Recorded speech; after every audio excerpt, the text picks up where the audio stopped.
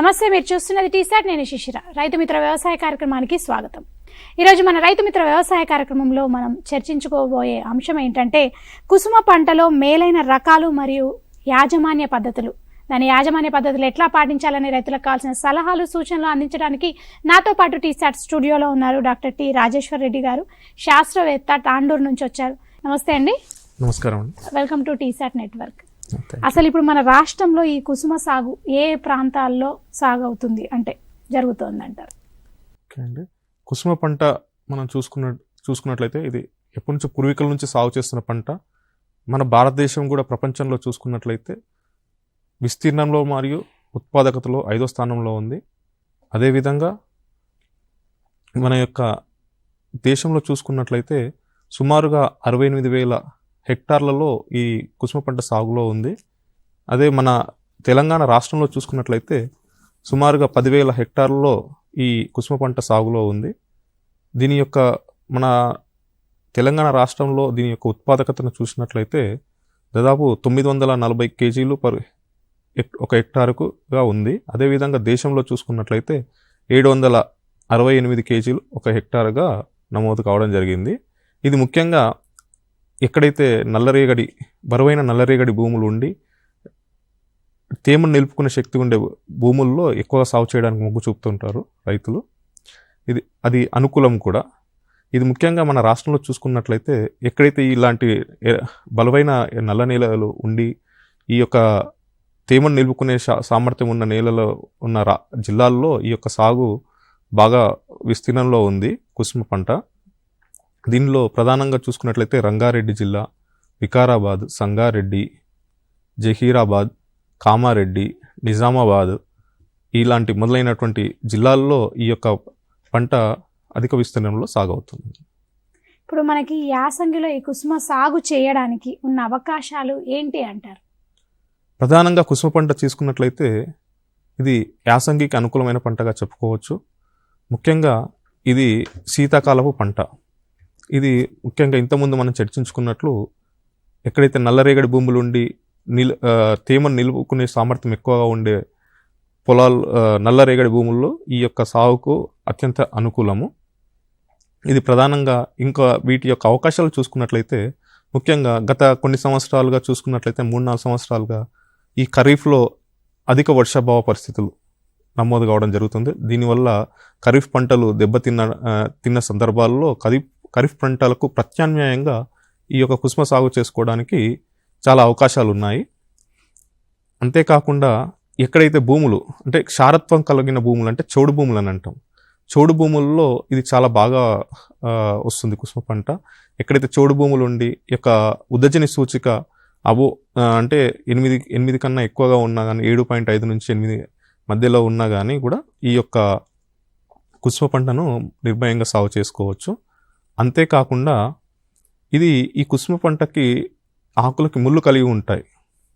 అయితే ఇప్పుడు ప్రధాన సమస్య ఎక్కడ పోయిన రైతుల దగ్గర ఏంటంటే అడవి పందుల సమస్య ప్రధానంగా చెప్పుకుంటూ ఉంటారు.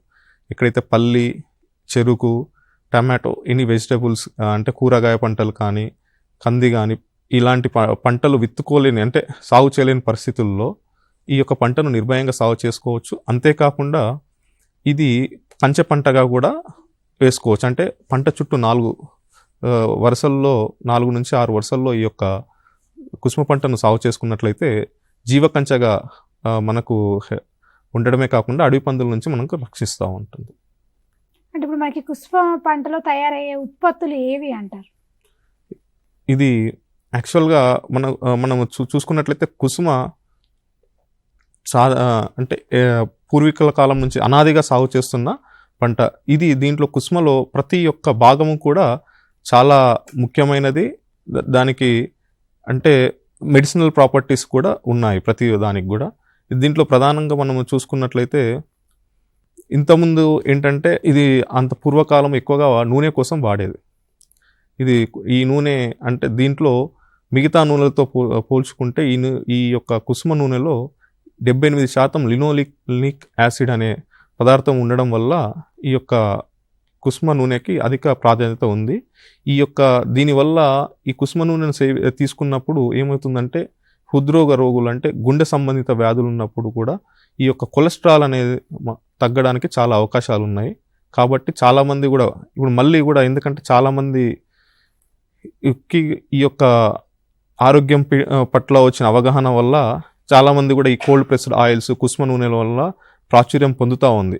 మధ్యలో మామూలుగా ఏమంటారు పామ్ ఆయిల్ ఇలాంటివి తీసుకున్నా కానీ గత కొన్ని సంవత్సరాలుగా కోవిడ్ తర్వాత అందరికి కూడా ఆరోగ్యంపై శ్రద్ధ వహించడము ప్లస్ దాని మీద ఉన్న అవగాహన వల్ల ఈ యొక్క కుసుమ నూనె వాడకం అనేది పెరిగిందని చెప్పుకోవచ్చు. ఇది కాకుండా ప్రధానంగా కుసుమ పూత అంటే ఈ యొక్క పెటల్స్ అని అంటాం మనము. ఆ పూత ద్వారా మనము హెర్బల్ టీని తయారు చేసుకోవచ్చు. దీంట్లో ముఖ్యంగా ఈ హెర్బల్ టీ అంటే డికాక్షన్లో చూసుకున్నట్లయితే వివిధ రకాలైనటువంటి ఖనిజాలు, విటమిన్లు, ముఖ్యంగా vitamin B1, vitamin B2, vitamin B2, vitamin C మరియు ఈలు విరివిగా ఎక్కువగా లభ్యమవుతాయి. ఇది ముఖ్యంగా మనకు రుమటాయిడ్ ఆర్థరైటిస్ అంటాం. కాళ్ళ నొప్పులు, కీళ్ళ నొప్పులు ఉన్నా కానీ, కీళ్ళ వాతాలు ఉన్నా కానీ ఇది తీసుకున్నట్లయితే ఈ నొప్పులు కొంతవరకు మనం తగ్గించుకోవచ్చు. అంతేకాకుండా మన గుండె ఇంతవరకు మన నూనెలో చెప్పుకున్నట్లు లినోలిక్ యాసిడ్లను ఇక్కడ దీంట్లో కూడా ఈ యొక్క విటమిన్స్ ఇవన్నీ ఉండడం వల్ల అంటే మనకు గుండె నుంచి రక్త ప్రసరణ చేసే ధమనులను వ్యాకోపింపచేసే లక్షణాలు ఉంటాయి. అంటే దాని డయామీటర్ని పెంచుతాయి. దానివల్ల ఈ యొక్క రక్తం అనేది సులువుగా అన్ని బాడీలో ఉండే అంటే అన్ని ప్రాంతాల పార్ట్స్కి వెళ్ళడము ప్లస్ కణజాలకు వెళ్ళడం వల్ల ఆక్సిజన్ అన్నింటికి కూడా సరఫరా అవ్వడం వల్ల ఈ రక్తపోటు సమస్యను కూడా మనం తగ్గించుకోవచ్చు. ఇది ప్రధానంగా ఒకటి కుసుమ నూనె, కుసుమ పూత, తర్వాత కుసుమల నూనె ఆడిచిన తర్వాత వచ్చే చెక్క కూడా ప్రధానంగా చెప్పుకోవచ్చు. ఇది చెక్కలో మనము 40 నుంచి 45% ప్రోటీన్లు ఉంటాయి. దీన్ని ప్రధానంగా మన గ్రామీణ ప్రాంతాల్లో చూసుకున్నట్లయితే పాడి పరిశ్రమలో ఈ పాడి పశువులకు మేతగా వేస్తారు. దీనివల్ల పాల దిగుబడి కూడా పెరుగుతూ ఉంది.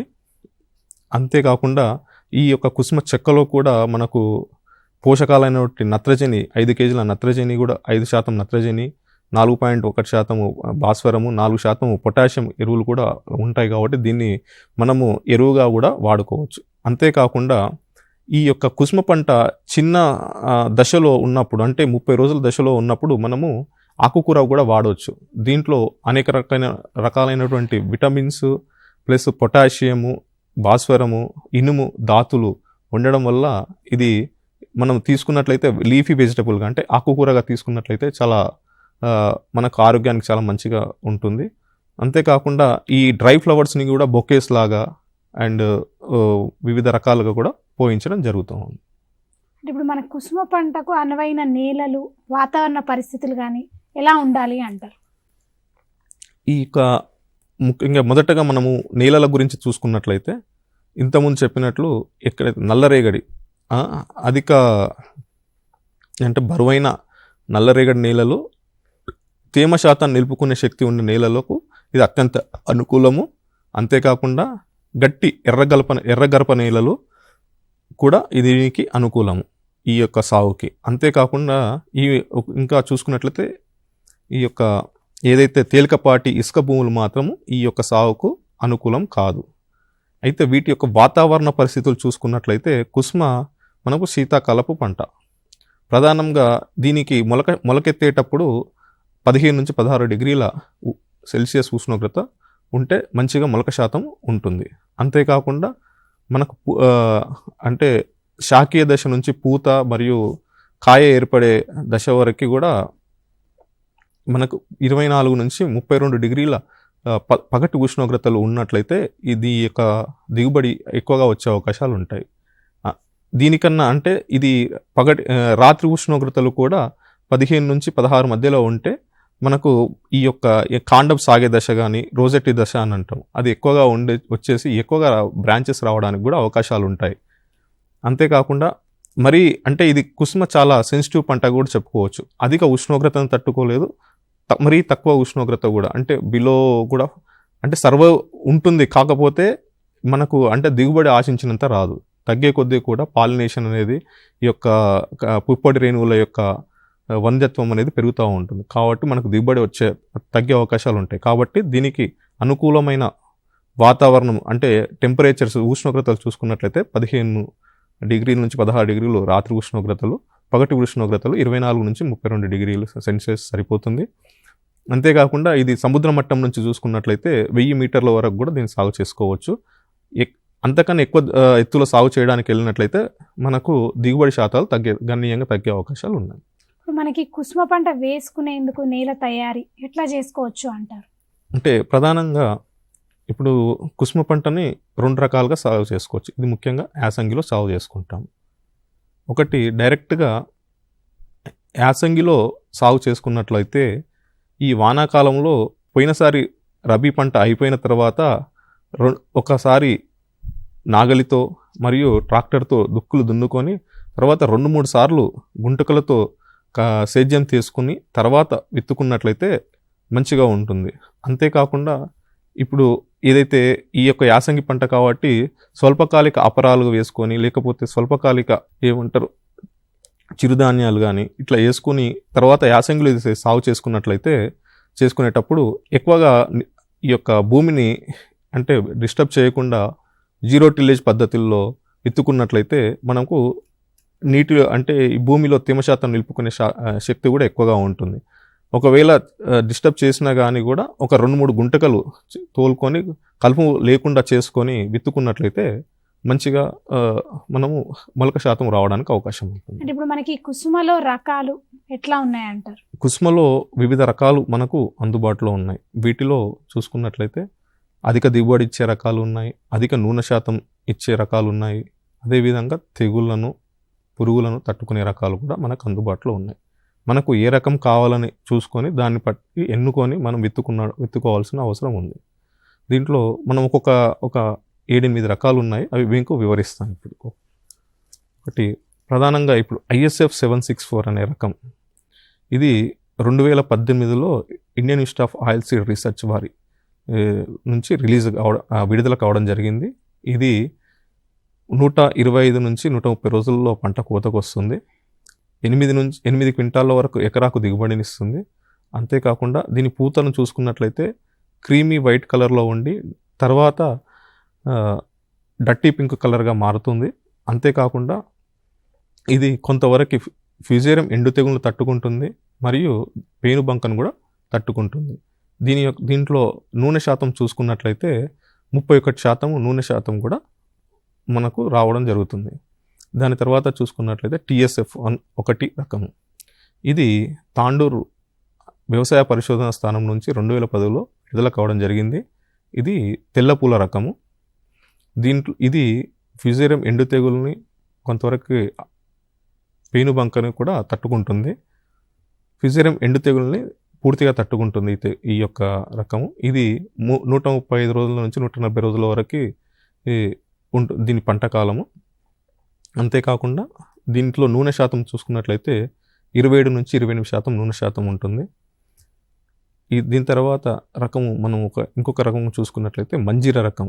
మనకి చూసుకున్నట్లయితే ఇది ఎకరాకి 6 నుంచి 7 క్వింటాల దిగుబడినిచ్చి దీంట్లో నూనె శాతం చూసుకున్నట్లయితే 28% ఉంటుంది. దీని యొక్క పూతను కూడా చూసినట్లయితే మొదటగా పసుపు కలరుగా ఉండి ఎప్పుడైతే సంపర్కం జరిగిన తర్వాత 15 రోజులకు ఇది అంటే రెడ్ కలర్గా మారడం జరుగుతుంది. అంటే ఆరెంజ్ రెడ్ కలర్లో మారడం జరుగుతూ ఉంటుంది. ఇది అంటే చాలా ఏండ్ల కింద రిలీజ్ అయిన వెరైటీ కానీ బాగా ప్రాచుర్యంలో ఉన్న తెలంగాణలో బాగా ప్రాచుర్యంలో రకంగా చెప్పుకోవచ్చు. రైతుల దగ్గర విరివిరిగా సాగు చేస్తారు దీన్ని. అది కాకుండా ఇంకా PBNS12 అని ఉంటుంది. ఇది పర్బాని అంటే మన మహారాష్ట్రలోని పర్బాని రీసెర్చ్ సెంటర్ నుంచి 2001లో రిలీజ్ అయ్యింది. ఇది కూడా 6 నుంచి 7 క్వింటాల దిగుబడి ఎకరాకి ఇస్తుంది. మరియు దీంట్లో నూనె శాతం కూడా 28 నుంచి 29% నూనె శాతం ఉంటుంది. అంతేకాకుండా ఇది కొంతవరకు మనకి అంటే ఈ పేనుబంకను తట్టుకుంటుంది. దీనికి కూడా సేమ్ ఇంతకుముందు మంజీరకు చెప్పుకున్నట్లు కూడా పసుపు కలర్ నుంచి పూత మనకు రెడ్ కలర్ ఆరెంజ్ రెడ్ కలర్లోకి మారుతూ ఉంటుంది సంపర్కం అయిన తర్వాత. మనం అంటే ఈ రకాలను ఎట్లా గుర్తుపట్టాలనే దాని గురించి పూత గురించి చెప్పడం జరుగుతుంది. అది కాకుండా పూలే గోల్డ్ అనేది రీసెంట్గా 2020లో సోలాపూర్ రీసెర్చ్ సెంటర్ నుంచి విడుదల చేయడం జరిగింది. దీంట్లో నూనె శాతము అత్యధికంగా 36%, 36% నూనె శాతం ఉంటుంది. ఇది కూడా 7 నుంచి 8 క్వింటాలు ఎకరాకు దిగుబడిని ఇస్తుంది. ఇచ్చి పేనుబంకను కొంతవరకు తట్టుకుంటుంది. అది కాకుండా ఎక్కువ నూనె శాతం కలిగిన వెరైటీ 2018లో మనకు ఇండోర్ నుంచి విడుదల కావడం జరిగింది. ఆ రకం పేరు RVSAF 18-1. దీనిలో దాదాపుగా 18% నూనె శాతం ఉంటుంది, 38% నూనె శాతం ఉంటుంది. దిగుబడి కూడా చూసుకుంటే 6 నుంచి 7 క్వింటాలు ఎకరాకు ఇవ్వడం జరుగుతూ ఉంది. ఇవి ఈ రకాలన్నీ కూడా మనం తెలంగాణలో సాగు చేసుకోవడానికి అనుకూలమైనటువంటి రకాలు. ఇవి కాకుండా సంకర రకాలు కూడా మనకు ఉన్నాయి. ఒకటి DSH 185. ఇది Indian Institute of oilseed research Hyderabad వారు రిలీజ్ చేయడం జరిగింది. ఇది సంకర రకము. ఇది ముఖ్యంగా ఎండు తెగులను సమర్థవంతంగా తట్టుకుంటుంది. 125 నుంచి 130 రోజుల్లో ఇది కోతకు రావడం జరుగుతుంది. దీంట్లో నూనె శాతం చూసుకున్నట్లయితే 30% వరకు నూనె శాతం ఉండే అవకాశం ఉంటుంది. అదేవిధంగా ఇవన్నీ కూడా ముళ్ళు ఉన్న రకాలు. ముళ్ళు లేని రకాలలో చూసుకున్నట్లయితే అధికంగా ప్రాచుర్యంలో ఉన్న రకము నారి 6. ఇది ముళ్ళు లేని రకము. ఇది 135 రోజుల వరకు పంటకాలం ఉంటుంది. దీని దిగుబడి కూడా 5 నుంచి 6 క్వింటాలు ఎకరాకి రావడం జరుగుతుంది. అంతేకాకుండా ఇది ఈ యొక్క ముళ్ళు లేని రకము పూత తీసుకోవడానికంటే మనము అనుకూలం ఉన్న రకము. ఎందుకంటే హెర్బల్ టీకి మనం చెప్తున్నాం కాబట్టి ఈ ముళ్ళు లేకుండా ఉంటాయి కాబట్టి దీని ద్వారా మనం పూతను సేకరించడానికి అనుకూలం ఉన్న రకంగా చెప్పుకోవచ్చు. ఇవి ఈ రకాలన్నీ కూడా తెలంగాణ ప్రాంతంలో ఏ జిల్లాలైనా సాగుకు అనుకూలమైన రకాలు. కుసుమ పంటను విత్తే సమయం అంటే మరియు విత్తనం మరియు విత్తే దూరం ఎంత ఉండాలి అంటారు? ఇప్పుడు కుసుమ పంటను ప్రధానంగా యాసంగిలో మనం సాగు చేసుకుంటామని చెప్పాం కదండి. సో ఇప్పుడు చూసుకున్నట్లయితే కుసుమ పంటని మనము సెప్టెంబర్ 2వ పక్షం నుంచి అక్టోబర్ 2వ పక్షం వరకు కూడా విత్తుకోవచ్చు. ఒకవేళ వర్షాలు ఇంకా కొనసాగితే నవంబర్ 2వ పక్షం కూడా విత్తుకున్నా కానీ మంచి దిగుబడిలో వచ్చే అవకాశాలు ఉంటాయి.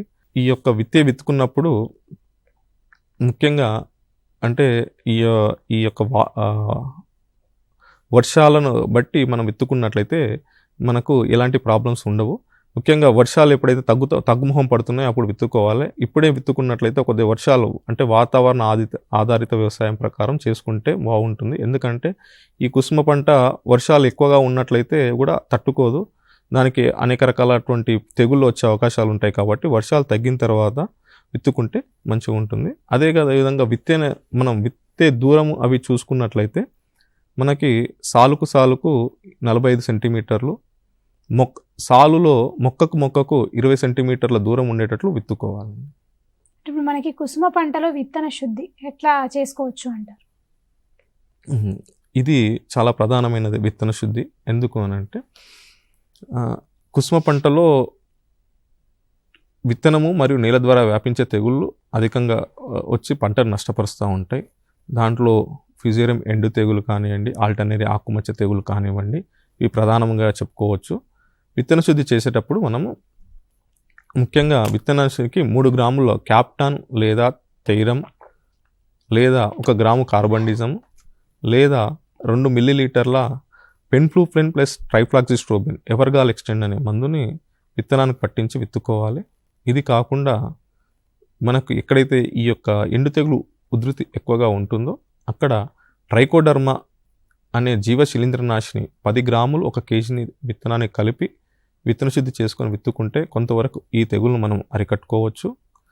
అంతేకాకుండా ఈ యొక్క భాస్వరంని కరిగించే బ్యాక్టీరియా అంటే ఫాస్ఫేట్ సాల్యుబలైజింగ్ బ్యాక్టీరియా అని అంటాం. ఇది 25 గ్రాములు 1 కేజీ విత్తనానికి కలిపి విత్తన శుద్ధి చేసుకున్నట్లయితే ఈ యొక్క చేసుకొని విత్తుకున్నట్లయితే కొంతవరకు మనం యొక్క ఈ నత్రజని ఎరువుల శాతాన్ని మనం తగ్గించుకోవచ్చు. అయితే ఇన్ని చెప్పినప్పుడు ఏ రకంగా ఈ విత్తన శుద్ధి చేసుకోవాలనేది కూడా ప్రధాన ప్రశ్నగా రైతులకు వస్తుండొచ్చు. మొదటగా అంటే మనము వాడుకలో FIR అంటాం. అంటే మొదటగా ఫంగిసైడ్ అంటే శిలీంద్రనాశులను, తర్వాత I అంటే ఇన్సెక్టిసైడ్స్ అంటే పురుగునాశనలను, తర్వాత రైజోబియము లేదా జీవ సంబంధిత వాటితోటి విత్తన శుద్ధి చేసుకోవాలి. అంటే మనం కుసుమ పంటల్లో తీసుకున్నట్లయితే మొదటగా క్యాప్టాన్ లేదా థైరామ్ లేదా ఇంతకుముందు కార్బండిస్ అని చెప్పాను, ఎవర్గాల్ ఎక్స్టెంట్, ఇది చేసుకున్న తర్వాత ఆరబెట్టుకొని తర్వాత ఏమన్నా ఇన్సెక్టిసైడ్ చేసుకోవాలి అని అనుకుంటే క్లోరిపైరిఫాస్ కానీ ఇమిడాక్లోపిడ్ చేసుకోవాలి. ఆ తర్వాత ట్రైకోడర్మా విరిడి జీవశిలీంద్రనాథతో విత్తన శుద్ధి చేసుకొని ఆరబెట్టుకొని విత్తుకుంటే సరిపోతుందండి. కుసుమ సాగులో అంటే ఎరువుల యాజమాన్య పద్ధతులు ఎట్లా పాటించవచ్చు అంటారు? కుసుమలో ప్రధానంగా చూసుకున్నట్లయితే నత్రజని శాతం 40 కేజీల నత్రజని, 20 కేజీల భాస్వరము అవసరం పడుతుంది హెక్టార్కి. అది ఎకరాకు చూసుకున్నట్లయితే 16 కేజీల నత్రజని, 10 కేజీల భాస్వరము అవసరం పడుతుంది. దీని ప్రకారం చూసుకున్నట్లయితే 35 కేజీల యూరియాని, 63 కేజీల సింగిల్ సూపర్ ఫాస్ఫేట్ని మనము వేసుకోవాలి. అయితే ఈ యొక్క ఎరువుల యాజమాన్యం చూసుకున్నట్లయితే ఎప్పుడైతే ఈ యొక్క మన సేంద్రియ ఎరువులను మాత్రము ఎప్పుడైతే పంట విత్తుకునే కన్నా ముందు 2-3 వారాల కన్నా ముందు ఈ యొక్క బాగా చివికిన కులిన పశువుల ఎరువులను 2 టన్నులు ఒక ఎకరాకి వేసుకొని కలియదున్నుకోవాలి. ఆ తర్వాత ఏదైతే ఈ యొక్క మన సిఫారసు చేసిన ఎరువులు ఏవైతే ఉన్నాయో అది మొత్తము భాస్వరం ఎరువును మొత్తం దుక్కులో వేసుకోవాలి. వర్షాధారంగా అంటే నీటి తడులు ఇచ్చే అవకాశం ఉంటే మాత్రము ఈ యొక్క యూరియా నత్రజని ఎరువులను 2 దఫాలుగా వేసుకోవచ్చు. లేదు మనము వర్షాధారంగానే చేసుకుంటాము అని అనుకున్నట్లప్పుడు మనము మొత్తము కూడా దుక్కిలోనే వేసుకోవాలి ఈ సూచించిన సిఫారసు చేసిన ఎరువులను. ఒకవేళ నీటి అండర్ ఇరిగేటెడ్ కండిషన్లో ఇచ్చినప్పుడు మాత్రము సగము ఎరువును మొత్తం సిఫారసు చేసిన మొదటి దఫా ఎరువులను మాత్రము దుక్కిలో వేసుకొని తర్వాత 30 రోజులు లేదా కాండం సాగే దశలో మనం నీటి తడులు ఇచ్చుకునే ముందు ఈ యొక్క యూరియా ఎరువులను మన నత్రజని ఎరువులు వేసుకున్నట్లయితే మనకు మంచి దిగుబడులు వచ్చే అవకాశాలు ఉన్నాయండి. అంటే ఇప్పుడు మనకి కుసుమలో పురుగుల యాజమాన్య పద్ధతులు ఎట్లా పాటించవచ్చు అంటారు? కుసుమలో చూసుకున్నట్లయితే ఆ పురుగులు అంటే దాదాపు 4-5 రకాల పురుగులు కూడా కుసుమ పంటను ఆశించి ప్రధానంగా నష్టపరుస్తూ ఉన్నాయి. వాటిలో ప్రధానంగా చెప్పుకోవాల్సింది పేనుబంక, తర్వాత గుజియా వివిల్ అనేది ఒకటి, మరియు ఆకుపచ్చ పురుగు, తర్వాత పెరిజియా ఆకు తినే పురుగు, తర్వాత కాండము తొలిచే ఈగ, ఇవి ప్రధానంగా చెప్పుకోవచ్చు. వీటి గురించి మనం ఒక్కొక్కటి వివరంగా చర్చించుకుందాము. దీంట్లో ప్రధానంగా పేనుబంక చూసుకున్నట్లయితే ఇది పేనుబంక ప్రధానంగా ఇది పంట నాశించి 60-70% పంట దిగుబడిలో నష్టాన్ని కలిగించేస్తుంది. ఇది ముఖ్యంగా లేటుగా అంటే ఆలస్యంగా విత్తుకునే పంటల్లో ఎక్కువగా ఆశించడానికి అవకాశం ఉంది. ఇది ముఖ్యంగా 45 రోజుల తర్వాత పంటను ఆశించి అధికంగా నష్టపరుస్తుంది. ఈ యొక్క పిల్ల పురుగులు, తల్లి పురుగులు లేత ఆకులను, కాండంని మరియు ఆకులు కింది భాగాన్ని రసం పీల్చడం వల్ల మొక్కలు వడిలిపోయి మొత్తము కూడా కుచించుకుపోతాయి. అంతేకాకుండా ఈ యొక్క పేనుబంక ఈ మొత్తము బంకలాగా అంటే జిగటను పదార్థాన్ని విసర్జించడం వల్ల అనేకటువంటి సూటి మోల్డ్స్ అంటే శిలీంధ్రాలు ఆశించి మొక్క కూడా నల్లగా మారుతూ ఉంది. దీనివల్ల దిగుబడి కూడా అధికంగా తగ్గుతూ ఉంటుంది. ఈ యొక్క పేనుబంక ఆశించే పంటను చూసుకున్నట్లయితే ఇది ముఖ్యంగా మొదటగా బార్డర్స్ నుంచి వస్తుంటుంది. అంటే చివర్ల నుంచి వచ్చి లోపలికి ఎంటర్ అవుతూ ఉంటుంది. కాబట్టి ఇది రైతులు ఈ యొక్క పురుగును గమనించిన వెంబడే దాన్ని మేనేజ్మెంట్ కోసము మనకు చాలా రసాయన మందులు అందుబాటులో ఉన్నాయి. కాబట్టి మొదటగా బార్డర్స్ నుంచి పిచికారి చేసుకుంటూ లోపలికి వెళ్ళినట్లయితే ఈ యొక్క పురుగును సమర్థవంతంగా మనం అరికట్టవచ్చు. ఈ యొక్క పురుగును అరికట్టడానికి డైమిథోయేట్ అనే మందును 2 మిల్లీలీటర్లు 1 లీటర్ నీటికి, లేదా థయోమిథాగ్జామ్ 25 గ్రాములు 1 ఎకరాకి, లేదా ఇమిడాక్లోపిడ్ 0.4 మిల్లీలీటర్లు 1 లీటర్ నీటికి కలిపి 2 వారాల వ్యవధిలో 2 సార్లు పిచికారి చేసుకున్నట్లయితే ఈ యొక్క పేనుబంక ఉధృతిని మనం అరికట్టవచ్చు. ఇంకా నెక్స్ట్ మనం చూసుకున్నట్లయితే గుజియా వివిల్ అనేది ఇది ప్రధానంగా ఈ మధ్యకాలంలో ఈ యొక్క రంగారెడ్డి, వికారాబాద్ జిల్లాల్లో ఎక్కువ ఆశించి పంటను నష్టపరుస్తుంది. ఇది ముఖ్యంగా మొలకెత్తే అంటే విత్తనం వేసిన వారం రోజుల్లోపే పంటను ఆశించేసి పూర్తిగా పంట మొలకెత్తకుండా చేస్తుంది. ఇది ఏంటి అని అంటే ముఖ్యంగా ఇది అక్టోబర్ 15 నుంచి అక్టోబర్ మాసంలో నవంబర్ ఫస్ట్ వీక్ మొదటి వారం వరకు కూడా ఎక్కువగా రావడం జరుగుతూ ఉంటుంది. ఇది మొలకెత్తే విత్తనాల మొలకని కొరకడం వల్ల మొత్తం దానికి నాకి పైన ఉండే లేయర్ని తీసేయడం వల్ల మొత్తం కూడా మొలకలు లోపలనే బయటికి రాకుండా భూమిలోనే చనిపోవడం జరుగుతూ ఉంటుంది. ఇలాంటి ఈ సమస్య ఉన్నప్పుడు అంటే నవంబర్ 15 తర్వాత విత్తుకున్నట్లయితే ఈ యొక్క పురుగును కొంతవరకు అంటే బారిన పడకుండా చూసుకోవచ్చు. అంతేకాకుండా ఈ పురుగు ఉధృతి ఎక్కువగా ఉన్నట్లయితే మనం సిఫారసు చేసిన మోతాదు అంటే మనం సీడ్ రేటు విత్తన మోతాదు కన్నా కొంచెం ఎక్కువగా వేసుకున్నట్లయితే మామూలుగా మనం 4 కేజీలు ఒక ఎకరాకి సిఫారసు చేస్తాము. ఇప్పుడు 6 నుంచి 7 కేజీల వరకు కూడా వేసుకున్నట్లయితే ఈ యొక్క పురుగు బారిన నుంచి కొంచెం వరకు మనము కాపాడుకోవచ్చు. ఇదే కాకుండా మనకు పెరిజియా ఆకు తినే పురుగు అని ఉంటుంది. ఇది ఆకుపచ్చ కలర్లో ఉండి మూపురాన్ని కలిగి ఉంటుంది. ఇది బాగా ఆకులను తినేసి మొత్తం కూడా జాలీల్లాగా చేసేసి పంటను బాగా నష్టపరుస్తుంది. ఈ యొక్క పురుగును గమనించిన వెంబడే మన క్లోరోఫైరిఫాస్ అనే మందు 20 ECని 2.5 మిల్లీలీటర్లు 1 లీటర్ నీటి కలుపుకొని పిచికారి చేసుకున్నట్లయితే మనము ఈ యొక్క పురుగును సమర్థవంతంగా అరికట్టుకోవచ్చు. అంతేకాకుండా నెక్స్ట్ మనము ఈ శనగపచ్చ పురుగు అనేది కూడా ఈ మధ్యకాలంలో ప్రధానంగా ఆశించడం జరుగుతుంది. ఎక్కడైతే శనగ పంట మరియు కంది పంట పక్కలో అంటే ఈ పంటకి దగ్గరలో ఉన్నట్లయితే ఈ యొక్క పురుగు ఎక్కువ ఆశించేసి నష్టపరుస్తుంది. ఇలాంటి పురుగులు కూడా గమనించినప్పుడు శనగపచ్చ పురుగును గమనించినప్పుడు మనం రైతులు ఇమామెక్టిన్ బెంజోయేట్ 0.4 గ్రాములు 1 లీటర్ నీటికి లేకపోతే క్లోరాంట్రినిప్రోల్ 17.8% SC 0.3 మిల్లీలీటర్లు 1 లీటర్ నీటికి కలుపుకొని పిచికారి చేసుకున్నట్లే సరిపోతుంది. ఇది కాకుండా చివరగా మనకు ఈ కాండపు ఈగ అనే పురుగు కూడా అప్పుడప్పుడు వచ్చేసి పంటను బాగా నష్టపరుస్తూ ఉంటుంది. ఇది చూసుకున్నట్లయితే మొదటగా దీని డింబకాలు కాండంలోకి చొచ్చుకుపోయి కాండంలో ఉండే కణజాలను తినడం వల్ల మొక్క పైనుంచి కిందికి వడిలిపోవడం మనం గమనించవచ్చు. ఈ యొక్క పురుగు ఇలాంటి లక్షణాలు గమనించిన వెంబడే మనము డైమిథోయేట్ అనే మందును 2 మిల్లీలీటర్లు 1 లీటర్ నీటికి కలుపుకొని పిచికారి చేసుకున్నట్లయితే మనం ఈ యొక్క పురుగును మనం సమర్థవంతంగా నివారించుకోవచ్చు. అయితే అలాగే ఈ నీటి యాజమాన్య పద్ధతులు ఎట్లా పాటించాలి అంటారు కుసుమ పంటకు సంబంధించి? ప్రధానంగా ఈ కుసుమ పంటలో చూసుకున్నట్లయితే మనం వర్షాధారంగా సాగు చేసే పంట అని చెప్తున్నాము. అయినప్పటికీ కూడా ఎక్కడైతే ఈ తేమ నిలుపుకునే శక్తి లేనటువంటి భూముల్లో ఈ యొక్క అంటే పగుళ్ళు ఎక్కువగా చూసిన వెంబడే ఈ యొక్క నీటి తడులు ఇచ్చుకున్నట్లయితే మనకు 40 నుంచి 50% దిగుబడులు పెరిగే అవకాశం ఉంటుంది. మనము ఈ యొక్క కుసుమ పంటకి సాధారణంగా మనకి 60 నుంచి 90 సెంటీమీటర్ల వర్షపాతం అయితే సరిపోతుందండి.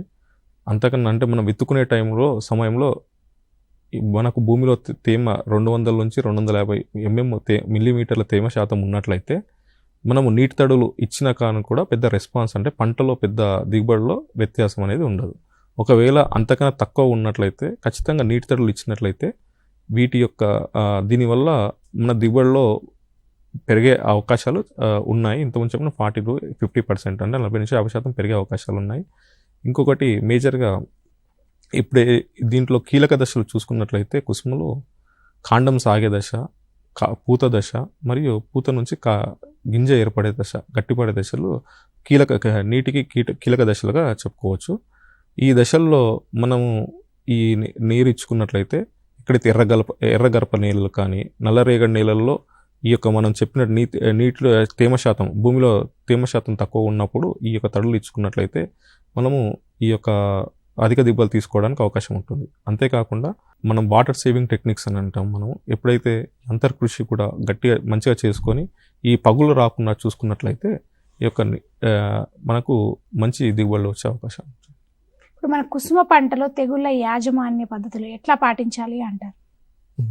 ఇప్పుడు ఈ కుసుమలో తెగుళ్ళ విషయానికి వస్తే ప్రధానంగా చూసుకున్నట్లయితే ఫ్యూజేరియం ఎండు తెగులు అనేది ఒకటి ప్రధానంగా, తర్వాత ఆల్టర్నేరియా ఆకుమచ్చ తెగులు, సెర్కోస్పోరా మచ్చ తెగులు మరియు తుప్పు తెగులు, మ్యాక్రోఫెమినా ఎండు తెగులు ప్రధానమైనగా చెప్పుకోవచ్చు. మనము ఒక్కొక్కటి చూసుకుంటూ వద్దామండి. ఒకటి ప్రధానంగా ఈ యొక్క ఫ్యూజేరియం ఎండు తెగులు.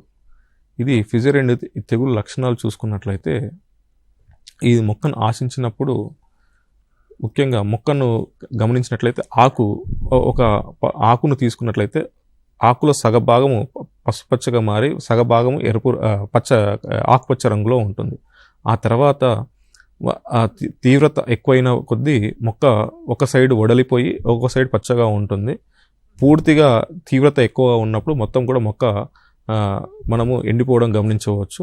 అదేవిధంగా ఈ యొక్క కాండం ఏదైతే ఉందో మధ్యలోకి విచ్చుకోవడం అంటే స్ప్లిట్ కావడం మనము గమనించవచ్చు.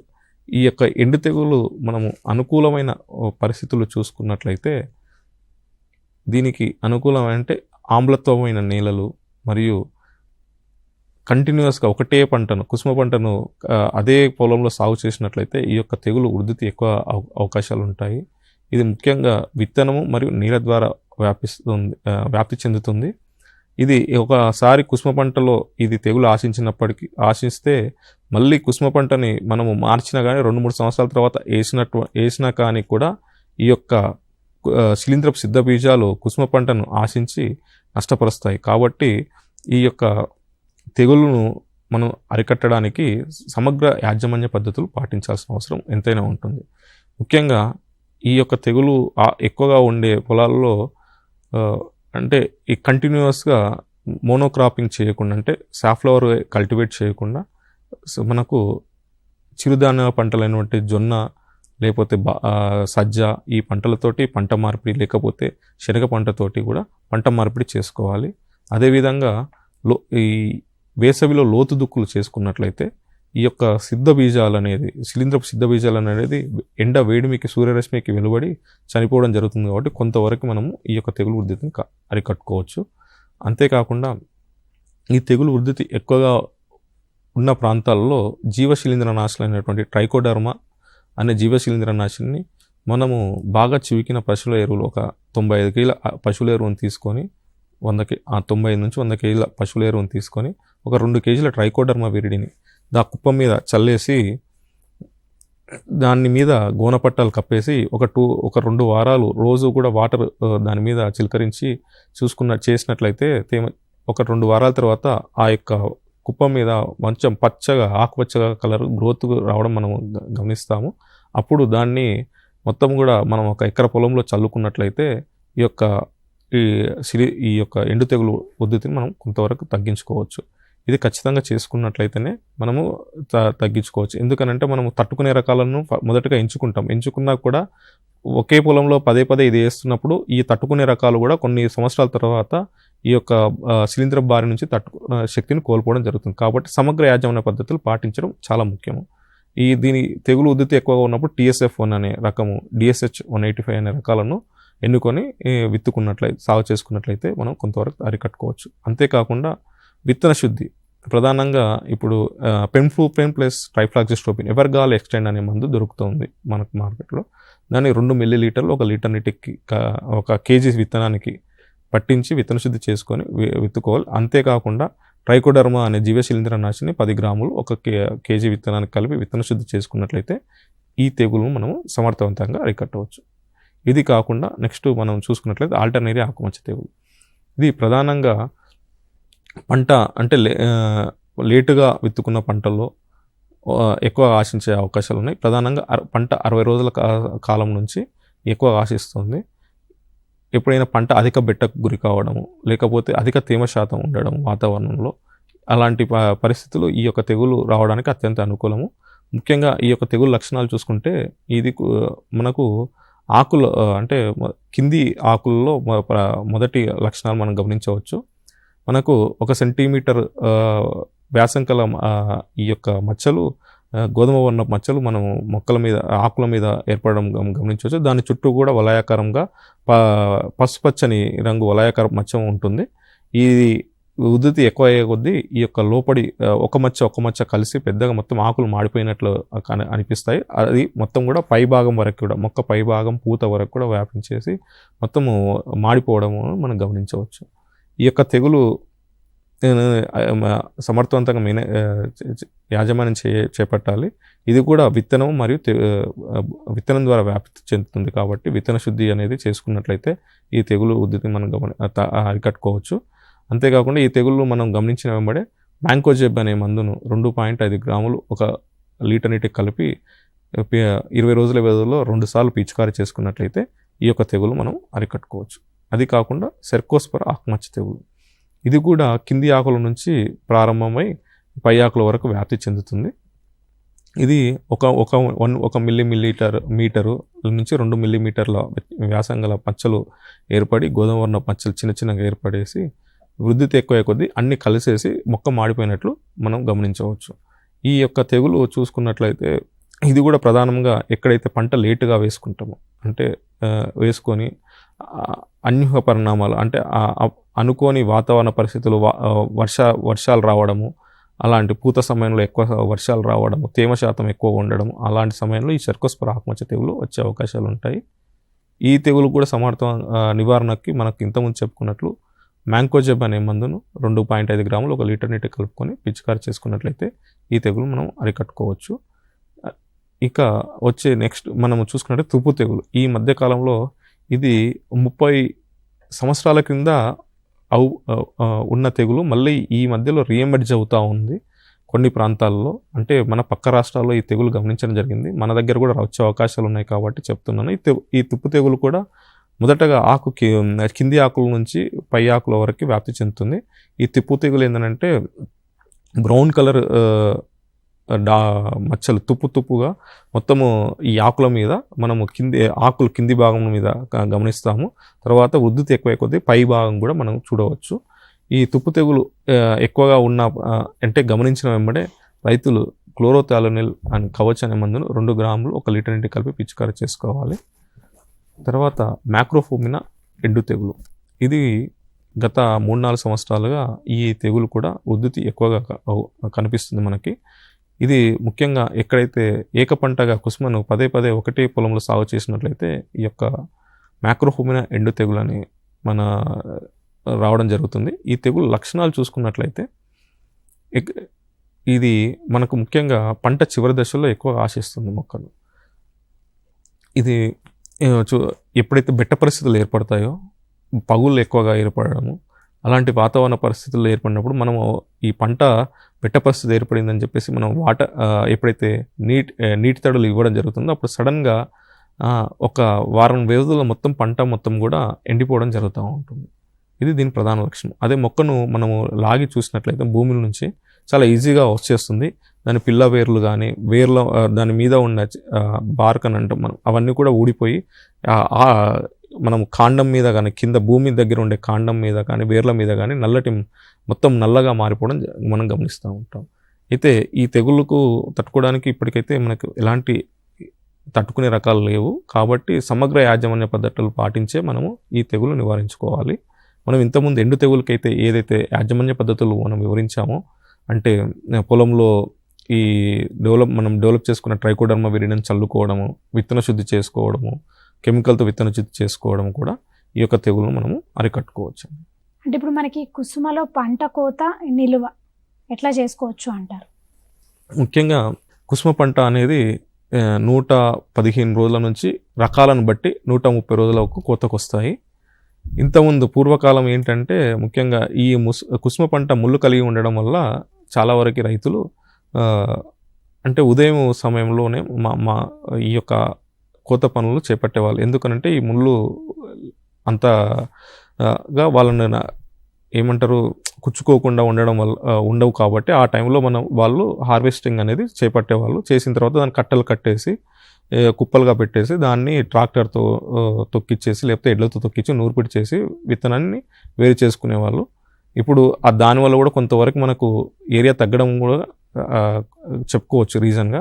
కాకపోతే మనం వ్యవసాయ పరిశోధన తాండూరు మన ప్రొఫెసర్ జయశంకర్ తెలంగాణ రాష్ట్ర విశ్వవిద్యాలయం చేపట్టిన పరిశోధనలో చూసుకున్నట్లయితే మనము ఏదైతే కంబైన్ హార్వెస్టర్ ఈ యొక్క ప్యాడీ కంబైనర్ వరి కోత మిషన్లు ఉన్నాయో దానికి కొంచెం జాలీలో కొంచెం చిన్న అడ్జస్ట్మెంట్ జాలీ ఒకటి మార్చుకొని మనము హార్వెస్ట్ చేసుకున్నట్లయితే ఎలాంటి ఇబ్బంది లేకుండా కూడా మంచిగా హార్వెస్ట్ చేసుకోవచ్చు. అదే ఇది కూడా మార్నింగ్ అంటే ఉదయం సమయంలో చేసుకున్నట్లయితే ఎక్కువ కూడా అంటే ఈ యొక్క విత్తనాలు అనేది చిల్లిపోకుండా ఉండడం మనం గమనించవచ్చు.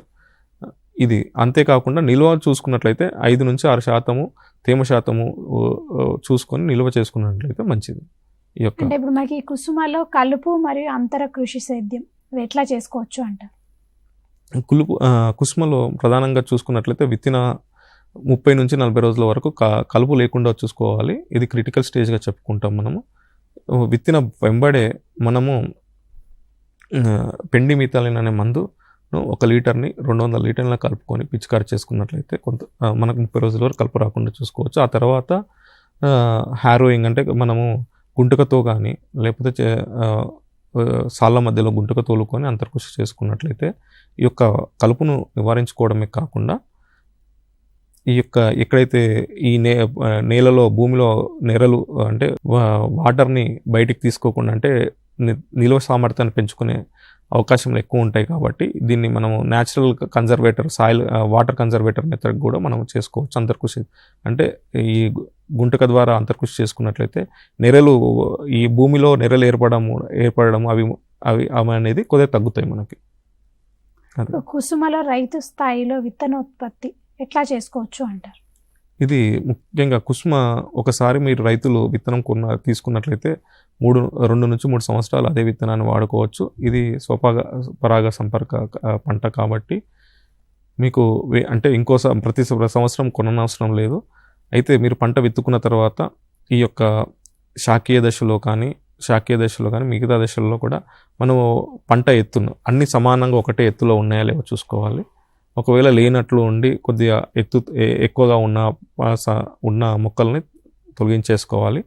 అంతేకాకుండా ఈ పూతను కూడా బట్టి అంతా కూడా ఒకటే రకం. ఇప్పుడు TSF అనే రకం తెల్ల పూత రకము, దాంట్లో వేరే రకం పూత అంటే పసుపు కలర్ పూత అలా ఉన్నప్పుడు కేలీలను కానీ వాటిని కేలీలని బెరుకులని అంటాం, వాటిని తొలగించేసుకోవాలి.